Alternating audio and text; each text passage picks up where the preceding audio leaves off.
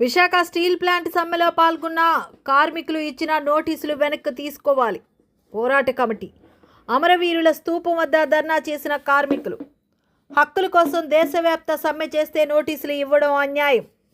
కార్మికులను అణిచివేయాలని చూస్తే ఉద్యమిస్తాం. ధర్నాలో పాల్గొన్న అయోధ్యరాం, ఆదినారాయణ, రమణమూర్తి, రాధాకృష్ణ కార్మికులు.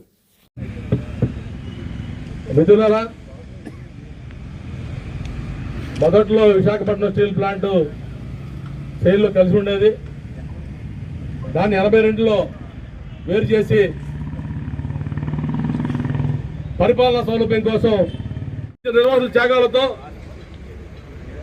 కనీసం 250 మంది ఆన్ డ్యూటీలో యాక్సిడెంట్లో చనిపోయినటువంటి మహానుభావుల రక్తార్పణంలో విశాఖపట్నం స్టీల్ ప్లాంట్ ఇవాళ ఫౌండేషన్ అనేది ఉన్నది. దీనికి అన్నీ ఉన్నాయి. కోకోన్ బ్యాటరీ కావాలి. విశాఖపట్నం స్టీల్ ప్లాంట్లో 142 మందికి వార్నింగ్ లెటర్లు ఇవ్వాలని చెప్పేసి యాజమాన్యం నిర్ణయం చేసింది. ఫిబ్రవరి 12వ తారీఖున దేశవ్యాప్తంగా 10 కోట్ల మంది 29 కార్మిక చట్టాలను రద్దు చేసి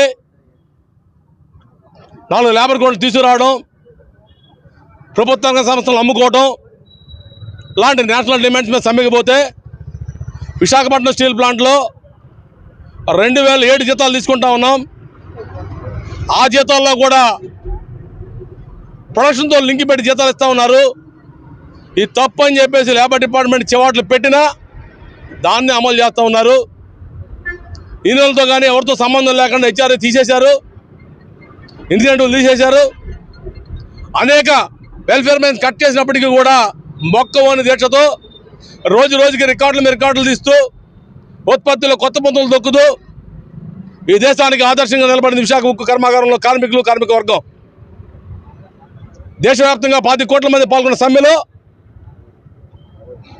కొద్దిమంది మాత్రం సింబాలిక్గా నాయకులు పాల్గొంటే ఉత్పత్తికి ఏమాత్రం ఆటంకం కలగకపోయినా నువ్వు లెటర్లు ఇస్తానంటా ఉన్నావు. ఏమైనా పాకిస్తాన్లో ఉన్నావా? మేము ఇండియాలోనే ఉన్నాం.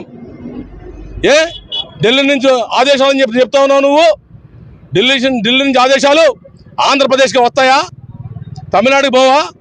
కర్ణాటకలో ఉన్న స్టీల్ ప్లాంట్కి పోదా? ఒడిశాలో ఉన్న స్టీల్ ప్లాంటు, ఛత్తీస్గఢ్ ఉన్న స్టీల్ ప్లాంటు, జార్ఖండ్ ఉన్న స్టీల్ ప్లాంటు, బెంగాల్ ఉన్న స్టీల్ ప్లాంట్ వర్తించవు ఇవి? అండ్ ఆంధ్ర ప్రజలు ఏమైనా అమాయకులా?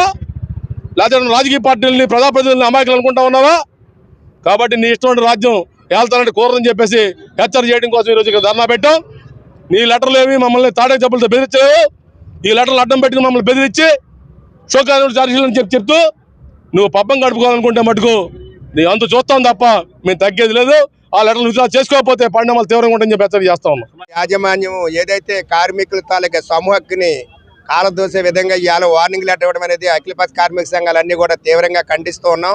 యావత్ భారతదేశంలో కార్మిక వర్గం అంతా కూడా ఈ యొక్క సమ్మె నోటీస్ ఇచ్చి లీగల్గా చేసినప్పుడు కూడా భారతదేశంలో ఎక్కడా జరగలేనటువంటి రూల్ ఇక్కడ తీసుకొచ్చి ఈ యాజమాన్యం చేస్తున్నటువంటి దానికి నిరసనగా ఈరోజు అఖిలపక్ష కార్మిక సంఘాలన్నీ ఈ నిర్ణయం అనేది చేయడం అనేది జరిగింది. ఇప్పటికైనా సరే యాజమాన్యం ఏదైతే కార్మికులకు ఇచ్చినటువంటి వార్నింగ్ లెటర్లు వెంటనే రద్దు చేయాలి. రద్దు చేయని వల్ల రానున్నటువంటి కాలంలో ఏదైతే యాజమాన్యం పూర్తిగా బాధ్యత వ్యవహరించాల్సి ఉంటుంది.